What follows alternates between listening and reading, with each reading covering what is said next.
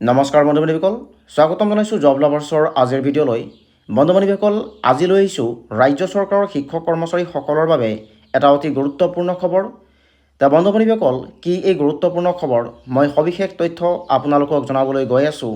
সেয়েহে ভিডিঅ'টি শেষলৈকে চাব, আৰু যদিহে আপুনি মোৰ ভিডিঅ' পোনপ্ৰথমবাৰৰ বাবে চাই আছে তেন্তে মোৰ চেনেলটিক ছাবস্ক্ৰাইব কৰি ল'ব। এইবাৰ দৰমহা বৃদ্ধিৰ ক্ষেত্ৰত দুখনকৈ স্মাৰকপত্ৰ প্ৰদান কৰা হৈছে, আৰু দুখনকৈ স্মাৰকপত্ৰ প্ৰদান কৰিছে মাননীয় মুখ্যমন্ত্ৰী মহোদয়ক। আৰু মুখ্যমন্ত্ৰী মহোদয়ৰ সৈতে হোৱা শেহতীয়া আলোচনাত এই স্মাৰকপত্ৰ প্ৰদান কৰিছে অসম ৰাজ্যিক প্ৰাথমিক শিক্ষক সন্মিলনীৰ ফালৰ পৰা। শেহতীয়াভাৱে 1 জুন তাৰিখে মাননীয় মুখ্যমন্ত্ৰী মহোদয়ৰ সৈতে বিভিন্ন কৰ্মচাৰী সংগঠনৰ বৈঠক অনুষ্ঠিত হৈছে, আৰু এই বৈঠকৰ অন্তত সদৌ অসম প্ৰাথমিক শিক্ষক সন্মিলনীৰ ফালৰ পৰা দুখনকৈ স্মাৰকপত্ৰ প্ৰদান কৰিছে। আৰু ইয়াৰে প্ৰথমখন স্মাৰকপত্ৰৰ বিষয় হৈছে স্নাতক শিক্ষকৰ পৰা কৰ্তন কৰা 8,700 টকাৰ গ্ৰেড পে ঘূৰাই দিয়াৰ আবেদন। লিখা হৈছে, মহাশয় নমস্কাৰ গ্ৰহণ কৰিব। সপ্তম দৰমহা আয়োগে অষ্ঠ দৰমহা আয়োগে দিয়া মান্যতা বাহাল ৰাখি ৰাজ্যৰ প্ৰাথমিক বিদ্যালয়ত কৰ্মৰত সকলো স্নাতক শিক্ষককে 8,700 টকাৰ গ্ৰেড পে প্ৰদান কৰিছিল। 17 মাহৰ বিধি অনুসৰি দৰমহা ভোগ কৰাৰ পাছত আসোঁৱাহ নিৰায় সমিতিৰ জৰিয়তে 8,700 টকাৰ গ্ৰেড পে 7,400 টকালৈ হ্ৰাস কৰে।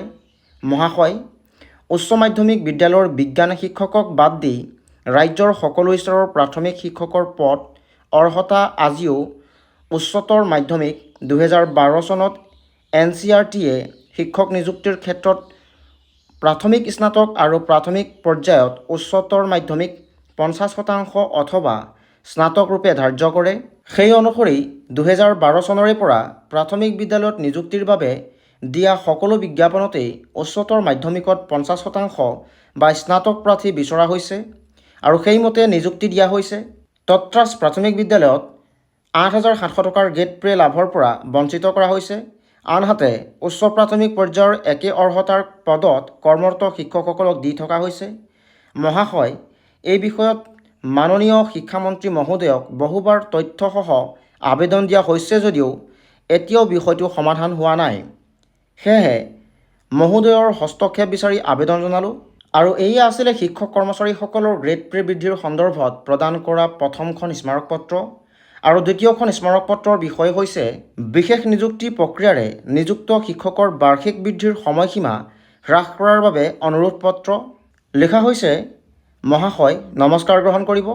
যোৱা 2 ছেপ্টেম্বৰ 2024 তাৰিখে শিক্ষা বিভাগে প্ৰদান কৰা বিশেষ নিযুক্তিত অংশ লোৱা শিক্ষকসকলক দিয়া নিযুক্তি পত্ৰত উল্লেখ কৰা অনুসৰি এবছৰৰ পাছতহে বাৰ্ষিক বৃদ্ধি লাভ কৰাৰ সুযোগ পাব। প্ৰতি বছৰে জুলাই মাহত সকলো শিক্ষক কৰ্মচাৰীৰ বেতনত বাৰ্ষিক বৃদ্ধি হয়। মাত্ৰ 2 মাহ নিযুক্তি প্ৰক্ৰিয়াত পলম হোৱাৰ ফলত 22 মাহ পাছতহে বাৰ্ষিক বৃদ্ধি লাভ কৰিব।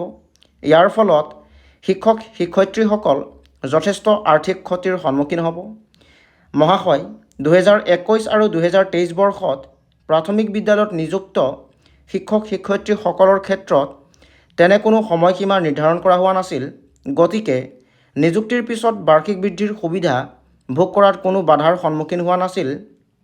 মহাশয়, বিশেষ নিযুক্তি প্ৰক্ৰিয়াত অংশ লোৱা এইসকল শিক্ষক শিক্ষয়িত্ৰীয়ে ভৱিষ্যতৰ সুৰক্ষাৰ স্বাৰ্থত দৰমহা বহু হাজাৰ টকা হ্ৰাস হোৱাৰ পিছতো বুকুত শিল বান্ধি নিয়মীয়াকৰণত সন্মতি প্ৰদান কৰিছে। তাতেই আকৌ নতুনকৈ নিৰ্ধাৰণ কৰা নীতিয়ে 22 মাহলৈ বাৰ্ষিক বৃদ্ধিৰ বাবে অপেক্ষা কৰাব। সেয়েহে বাৰ্ষিক বৃদ্ধিৰ বাবে কৰা এবছৰৰ সময়সীমা 10 মাহলৈ হ্ৰাস কৰাৰ বাবে অনুৰোধ জনালোঁ। আৰু এই আছিলে অসম ৰাজ্যিক প্ৰাথমিক শিক্ষক সন্মিলনীয়ে প্ৰদান কৰা দুখনকৈ গুৰুত্বপূৰ্ণ স্মাৰকপত্ৰ। কৰ্মচাৰী শিক্ষকসকলৰ এনেধৰণৰ ভিডিঅ'সমূহ পাই থাকিবলৈ মোৰ চেনেলটিক ছাবস্ক্ৰাইব কৰি ল'ব। ধন্যবাদ।